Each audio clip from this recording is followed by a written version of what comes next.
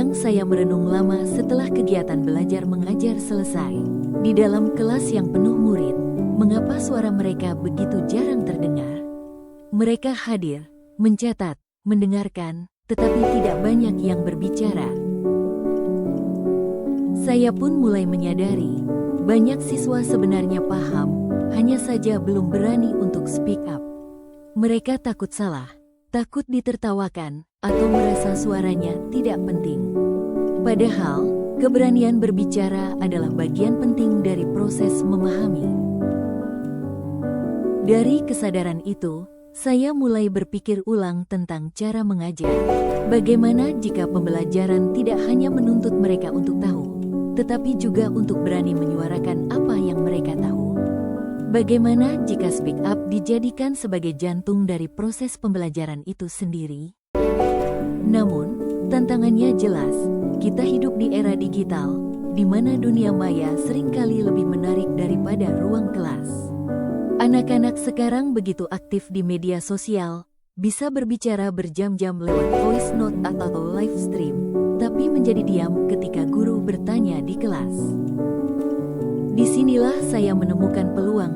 Jika mereka sudah terbiasa menggunakan teknologi untuk berbicara, mengapa tidak menjadikan teknologi itu sebagai media speak up dalam pembelajaran?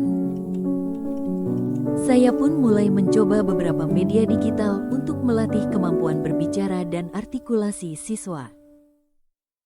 Yang pertama adalah podcast pembelajaran. Saya mengajak siswa membuat rekaman suara sederhana tentang topik pelajaran yang baru saja dibahas. Mereka bebas menggunakan gaya bahasa sendiri, ada yang formal, ada yang seperti bercerita.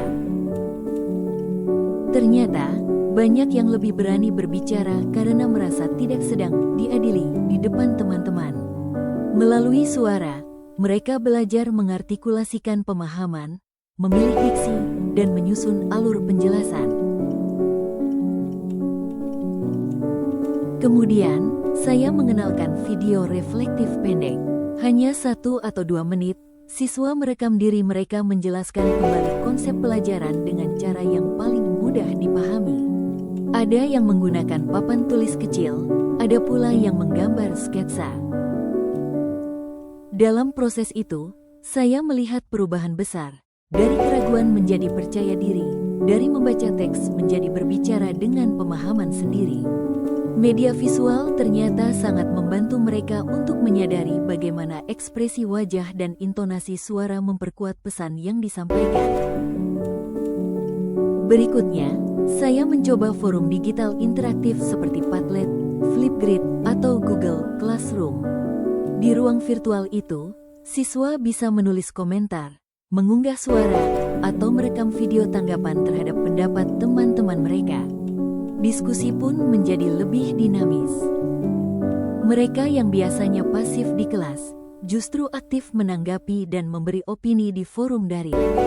Saya belajar bahwa speak up tidak selalu harus dilakukan dengan suara keras, kadang ia lahir melalui tulisan yang jujur dan reflektif.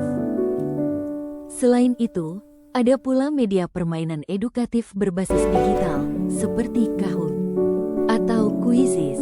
Media ini tidak hanya melatih pengetahuan, tetapi juga mendorong siswa untuk menyampaikan argumen atau menjelaskan alasan di balik jawaban mereka. Aktivitas semacam ini menciptakan suasana belajar yang menyenangkan sekaligus menantang. Saya mulai memahami bahwa kemampuan speak up bukan bawaan lahir. Ia tumbuh dari kesempatan, latihan, dan dukungan. Guru perlu menciptakan ruang yang aman, di mana siswa merasa suaranya berharga. Ketika mereka diberi ruang untuk mengekspresikan ide melalui berbagai media, mereka belajar bahwa berbicara bukan tentang siapa yang paling pandai, melainkan siapa yang paling berani jujur dan bertanggung jawab atas pikirannya. Sekarang, setiap kali saya mendengar siswa berkata, "Boleh saya jelaskan dengan cara saya sendiri, Bu?" Saya tahu perubahan sedang terjadi. Speak up bukan lagi sekadar keterampilan komunikasi, tetapi bagian dari cara berpikir kritis. Media-media digital hanyalah jembatan, sedangkan keberanian untuk melangkah di atasnya lahir dari kepercayaan diri yang ditumbuhkan jelas. Akhirnya saya menyadari, artikulasi materi pembelajaran bukan sekadar soal memahami isi buku atau menjawab soal ujian, tetapi tentang bagaimana siswa dapat menjelaskan makna pengetahuan itu dengan bahasa mereka sendiri. Disitulah esensi Speak Up menemukan ruangnya sebagai wujud dari pembelajaran yang hidup, reflektif, dan bermakna. Karena pada akhirnya, tugas seorang pendidik bukan hanya mengajar agar siswa tahu, tetapi menuntun mereka untuk berani bersuara. Sebab, dari suara itulah lahir kesadaran, keberanian, dan pembebasan dalam belajar.